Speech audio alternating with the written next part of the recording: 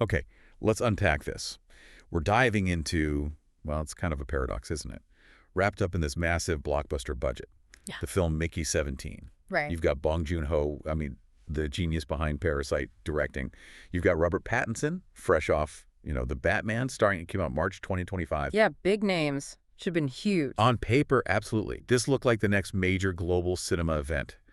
But then you look at the commentary, the analysis we pulled, the film's being called severely underrated. And that's after suffering what everyone agrees was a genuinely underwhelming box office response. Yeah. It just didn't land commercially at all. A total disconnect. Exactly. So our mission today is to try and figure out that disconnect. We need to get past the credits, really analyze the film's core concept, which is frankly pretty controversial. Oh, yeah. Look at its satirical edge, which is super sharp, and maybe figure out why a project with so much prestige, so much critical promise, just, well, commercially flopped. And that tension, between the art side and the business side, that's really the heart of this deep dive, isn't it? It has to be. What's fascinating here is that the film itself, its foundation, it's pure Bong Joon Ho. It's a science fiction satirical comedy, and it's adapted from that 2022 novel, Mickey 7 by Edward Ashton. Right, the book Mickey 7. Yeah, and the sources, they confirm the setting right away. It kind of grounds us in this near future thing. Takes place on this fragile experimental spaceship colony, year 2050. Okay, classic sci-fi setup. But that futuristic backdrop, it's just a vehicle. Bong Joon Ho uses it immediately to sort of attack our present day reality. Yeah. He zeroes right in on these themes of greed, class, brutal capitalism, the stuff he does best. Okay, so let's start with the guy at the center of it all, Mickey Barnes, Robert Pattinson's character. Now, we know Pattinson likes those unconventional roles, right? A bit dark sometimes. Definitely. This is his first film since the Batman blew up, but the role he takes on here, it's inherently disturbing. The actual job Mickey has is, well, it's the whole engine for the film's controversy. It's why reviewers seemed a bit confused, calling him quirky yet lovable, which sounds odd for someone designed to be, well, disposable. Yeah, that description seems strange. His role is literally called an expendable. And that concept, the expendable, that's the key insight we really need to unlock here. The term isn't metaphorical, it's literal. Right. It's this designated job that requires Mickey to do all the deadly, dangerous experimental missions, the ones run by the colony scientists, as they search for a new habitable planet. Okay, so high-risk stuff. Extremely. And if he dies, which is expected, his memories get downloaded and he gets reprinted, basically cloned into a new body. Well, wait, a satirical comedy built around someone dying over and over and getting instantly cloned? Yeah. That is profoundly dark. It is. It's incredibly dark. So how does Bong Joon Ho possibly make a character who's, literally dehumanized, engineered for death? How does he make him lovable? Well, the script uses that whole cloning mechanism specifically to comment on, the dehumanization of labor under extreme capitalism. That's the core message. Oh, okay. That makes sense. The film definitely shows the horror of it, but then wraps it up in this really dark humor. Because Mickey gets reprinted, he's never actually new. He's still the same guy, same personality quirks, just maybe slightly damaged goods each time. Right. A bit worn out. Which, the sources say, Pattinson plays with this fantastic sort of low-key nihilism. The dark humor comes from the fact that the cloning process, it isn't always perfect, and it's expensive. Huh. Of course it is. That's the real satirical hook, isn't it? Even in the future, even when your life means nothing, they're still trying to save money on the process, penny pinching on clones. So this leads right into the main conflict then. Mickey's status as the colony's designated casualty gets messed up when a mission goes wrong early on. Exactly. Suddenly his life, or maybe lives, is threatened in a new way. The story shifts. It becomes this high stakes, really unpredictable attempt by Mickey just to survive. Or at least keep his own weird personality intact. Yeah, and his history.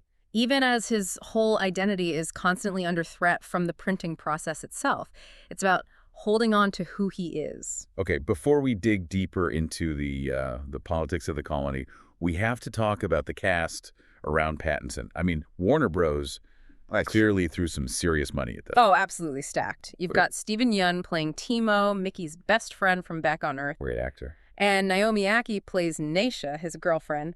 They really ground the film emotionally, give it that human core. Right, the personal stakes. But the real satirical flavor, the part Bong Joon Ho really seems to weaponize, that comes from the ruling class on the ship. Okay, who are they? The whole spaceship colony is led by this corrupt politician, Kenneth Marshall. That's Mark Ruffalo. Ruffalo is a villain. Interesting. And his wife, Yulfa, played by the amazing Toni Collette.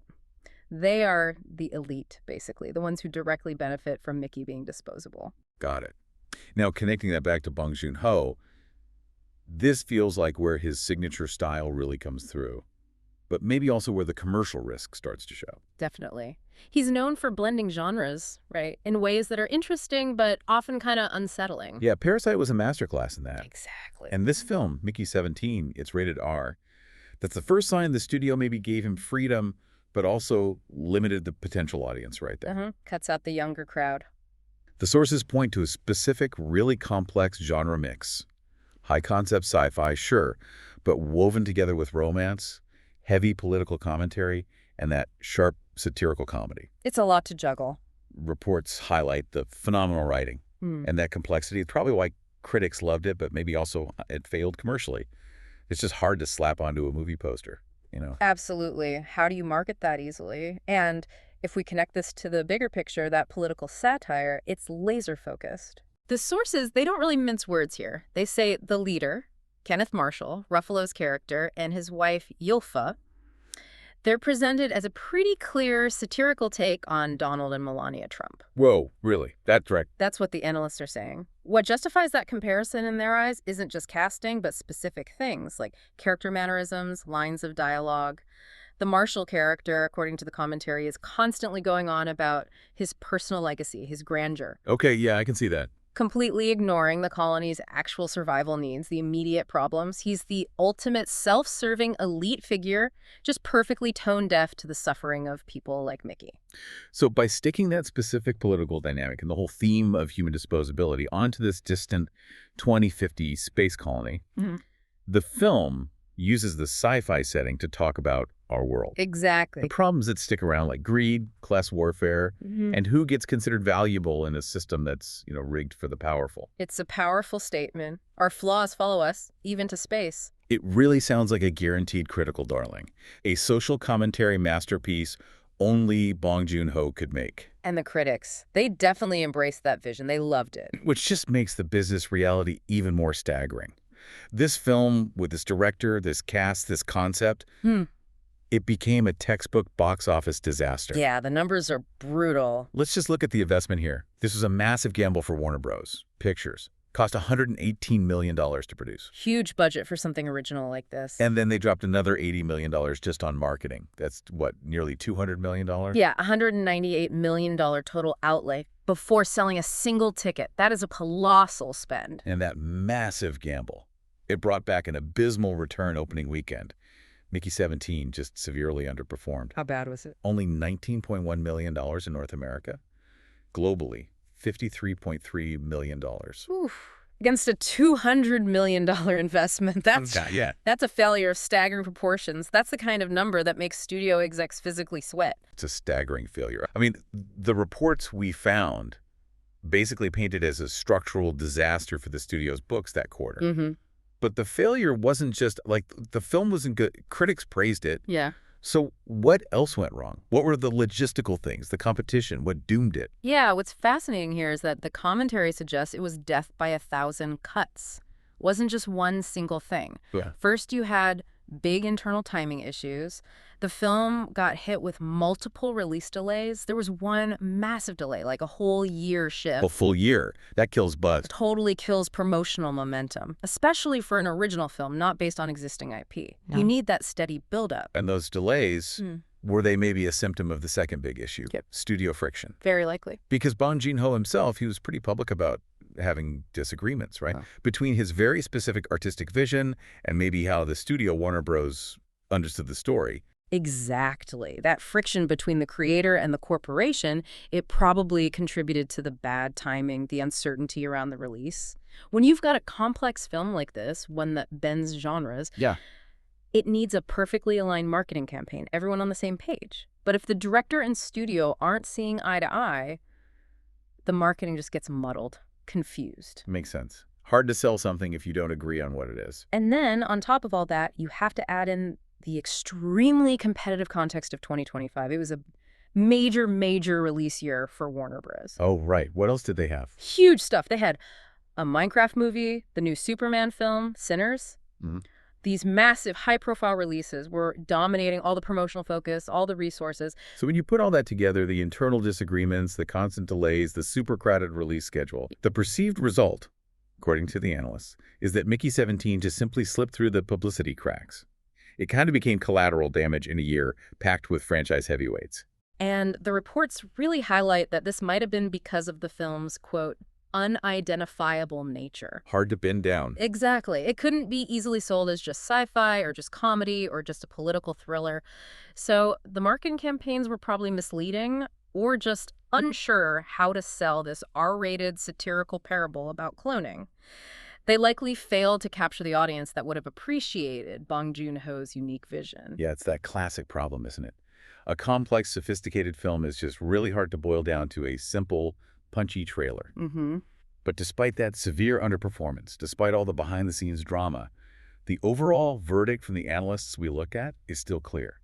The film is severely underrated. It's a quality there. Absolutely. The phenomenal writing, that incredible cast, the way it successfully blends all those genres, it apparently sets up this unpredictable yet really enjoyable experience for anyone who actually found it. So not a commercial hit, but maybe something else? Well, the long-term prediction isn't about recouping the budget now.